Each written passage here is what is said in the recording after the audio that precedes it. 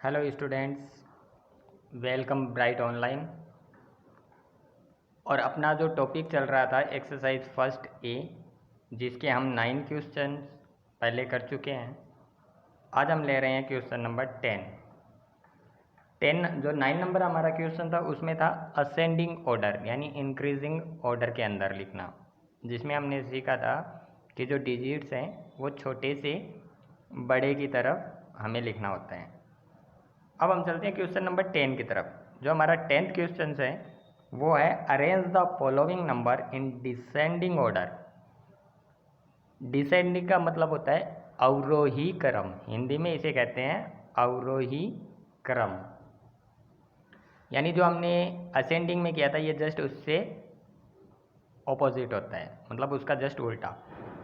इसमें हम क्या करेंगे, डिक्रीजिंग ऑर्डर के अंदर लिखेंगे। डिक्रीजिंग ऑर्डर का मतलब हो गया पहले बड़ा डिजिट, फिर उससे छोटा, फिर उससे छोटा और लास्ट में सबसे छोटा डिजिट आता है। तो देखते हैं हम क्वेश्चन में जो हमारा फर्स्ट ऑप्शन दे रखा है क्वेश्चन ए ऑप्शन में हमें डिजिट्स दे रखे हैं 116, 661, 261 एंड 161। अब हमें सबसे पहले क्या करना है, जो सबसे बड़ा डिजिट है जैसे 661, ये सबसे पहले हम राइट करेंगे। उसके बाद उससे छोटा 261, फिर उससे छोटा 161 एंड लास्ट में हम लिखेंगे 116। इसी तरह जो बी वाला है क्वेश्चन, उसमें हमारे पास डिजिट 792, 298, 469 एंड 991। अब इसमें देख रहे हैं हम सबसे बड़ा जो डिजिट है वो कौन सा है, 991। तो सबसे फर्स्ट कॉलम में हमने लिखा 991। सेकंड में हम देख रहे हैं जो हमारे पास उससे सेकंड नंबर पे आने वाला डिजिट है, यानी जो 991 से छोटा और अदर जो डिजिट्स ग्रुप में बचे हुए हैं उनसे बड़ा, वो है हमारा 792। तो सेकंड स्टेप पे हम लिखेंगे 792। अब हमारे पास 2 डिजिट और बचे हुए हैं 469 एंड 298। तो इसमें बड़ा कौन सा है, 469। तो थर्ड नंबर पे हमारा जो आएगा वो आएगा 469 एंड लास्ट में हम लिखेंगे 298। देख रहे हो आप, ये घटते हुए क्रम में है। असेंडिंग का मतलब होता है बढ़ते क्रम में और डिसेंडिंग का मतलब होता है घटते क्रम में। बढ़ते क्रम का मतलब है पहले छोटा, फिर उससे बड़ा, फिर उससे बड़ा डिजिट, और घटते क्रम में पहले बड़ा डिजिट, फिर उससे छोटा, फिर उससे छोटा। तो अभी हम जो कर रहे हैं वो घटते क्रम में यानी डिसेंडिंग ऑर्डर में। सी वाला ऑप्शन देखते हैं। सी ऑप्शन में हमारे पास डिजिट आए हुए हैं 428, 121, 132 and 214। So first we are going to identify all the digits and we find out the largest digit। तो इसमें जो सबसे बड़ा डिजिट है वो है 428। हमने फाइंड किया, कंपेयर करके देखा तो 428 सबसे बड़ा था। तो सबसे पहले हम लिखेंगे 428। उसके बाद उससे छोटा डिजिट है 214, उससे छोटा है हमारे पास में 132 एंड लास्ट जो हमारा डिजिट है वो है 121। तो 3 कॉलम्स मैंने यहाँ ऑलरेडी फिल कर रखे हैं। नेक्स्ट 3 कॉलम्स हैं वो आपको फिल करने हैं।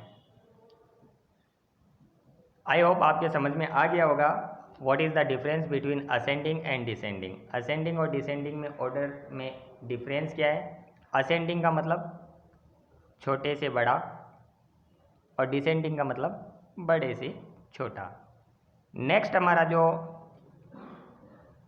क्वेश्चन है क्वेश्चन नंबर 11, वो है right the face value and place value of the underline digit. यहाँ आप देख रहे हो कि नंबर्स दे रखे हैं।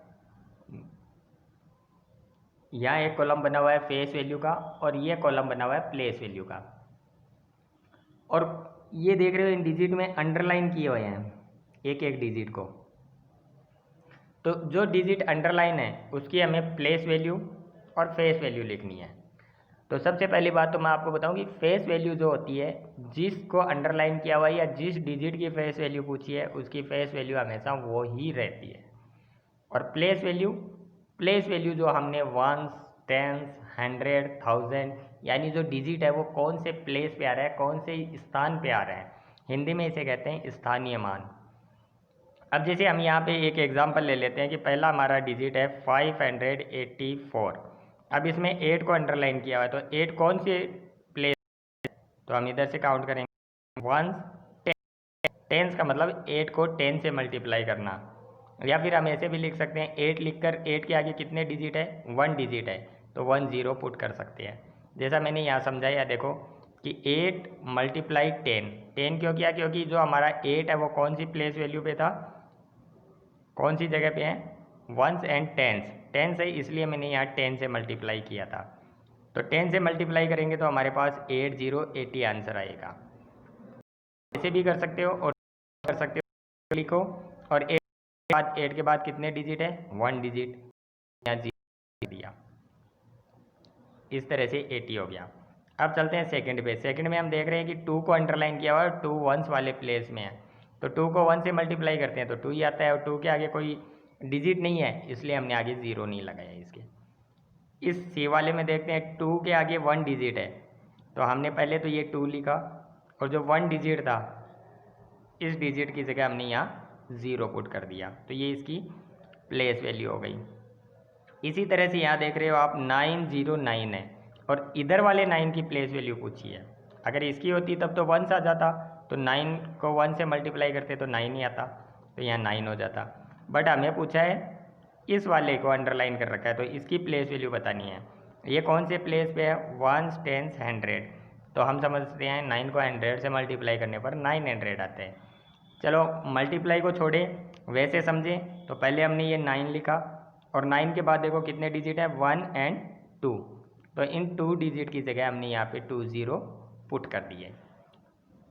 और यहाँ फेस वैल्यू में देख रहे हो, पहले में 8 की फेस वैल्यू पूछी है, तो 8 की फेस वैल्यू 8 होती है, 2 की 2, फिर 2 है, इसकी भी 2, और 9 है तो 9, यानी जिसकी फेस वैल्यू पूछी गई है हमेशा उसकी फेस वैल्यू वही रहेगी।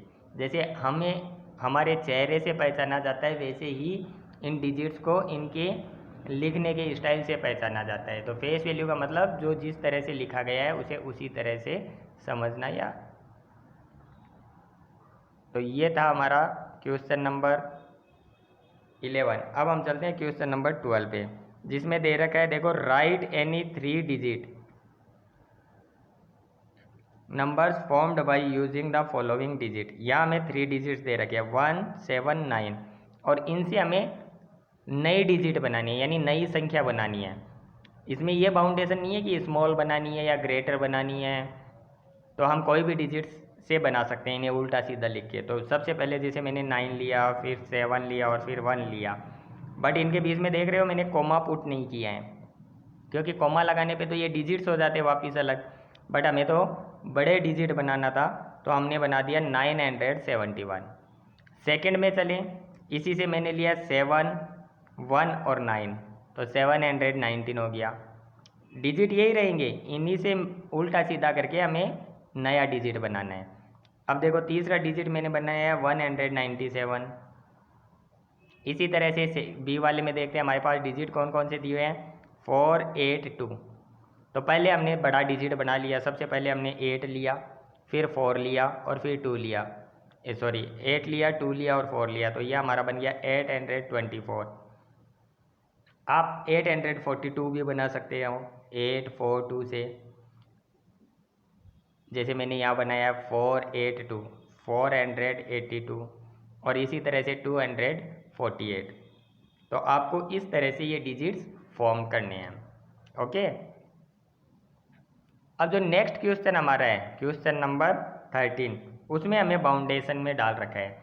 यहाँ वैसे ही ऊपर जैसे डिजिट्स दिए हुए थे वैसे ही यहाँ दिए हुए हैं, बट यहाँ हमें क्या करना है, एक तो स्मॉलेस्ट बनाना है और एक ग्रेटेस्ट बनाना है। तो ये उससे इजी है। स्मॉलेस्ट में क्या करेंगे, हम सबसे पहले इनमें जो सबसे छोटा डिजिट है वो लिखेंगे। तो सबसे छोटा हमारे पास 4, फिर उससे बाद 8 और फिर 9, तो ये तो हो गया स्मॉलेस्ट यानी सबसे छोटा बनने वाला डिजिट। और बड़ा डिजिट बनाने के लिए हम क्या करेंगे, सबसे पहले बड़ा डिजिट लेंगे तो 9, उसके बाद उससे छोटा 8 और उसके बाद उससे छोटा 4। तो ये बन गया हमारा 984। इसी तरह से सेकंड लेते हैं। सेकंड में हमारे पास दे रखा है 217, तो इनमें सबसे छोटा डिजिट क्या है 1, तो पहले हमने 1 लिया, उसके बाद 2 और फिर 7, तो स्मॉलेस्ट डिजिट में तो बन गया हमारा 127 और ग्रेटेस्ट में बन गया हमारा 721। ओके, समझ में आया?